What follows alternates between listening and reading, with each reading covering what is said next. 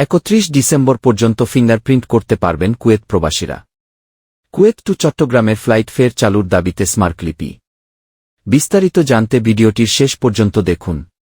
কুয়েতে অপরাধ দমন ও অপরাধীদের দ্রুত শনাক্ত করতে 2023 সালে স্থানীয় নাগরিক ও বিভিন্ন দেশের প্রবাসীদের জন্য বাধ্যতামূলক করা হয় বায়োমেট্রিক ফিঙ্গারপ্রিন্ট।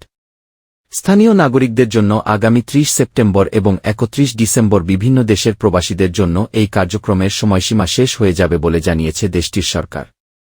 এরই মধ্যে কুয়েতিদের পাশাপাশি বাংলাদেশ, ভারত, নেপাল, মিশরসহ বিভিন্ন দেশের প্রবাসীদের অনেকেই এটি সম্পন্ন করেছেন।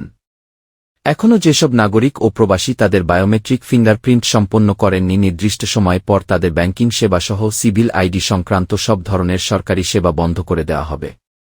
ফলে প্রবাসীরা তাদের আকামা বা কাজের অনুমতিপত্র নবায়ন করতে পারবেন না। তবে নির্দিষ্ট সময়ের মধ্যে প্রবাসীদের দেশে ছুটিতে যাওয়া আসা করতে বাধা নেই। কুয়েত সরকারের বিভিন্ন পরিষেবার কার্যক্রম সাহেল অ্যাপসের মাধ্যমে হয়।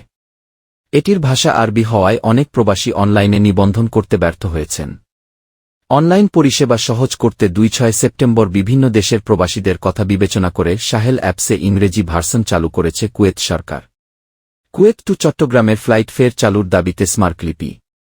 করোনাকালীন বন্ধ হয়ে যাওয়া বিমানের কুয়েত টু চট্টগ্রামের ফ্লাইট পুনরায় চালুর দাবিতে বাংলাদেশ বিমানের এমডিকে স্মারকলিপি দিয়েছে বৃহত্তর চট্টগ্রামের প্রবাসীদের প্রতিনিধিরা। সোমবার সকাল 10টায় কুয়েতস্থ বাংলাদেশ বিমানের অফিসে কান্ট্রি ম্যানেজার আবু বকর সিদ্দিকীর সঙ্গে মতবিনিময় ও বিমানের এমডি বরাবর স্মারকলিপি দেয় প্রবাসীরা। এ সময় প্রবাসী ব্যবসায়ী আবুল কাশেম মো, শহীদুল আলম চৌধুরী মো, মহিউদ্দিন মো, আলী হোসেন, আব্দুল কাদের, মামুনুর রশিদ ও মো শাহাদাত হোসেন প্রমুখ উপস্থিত ছিলেন।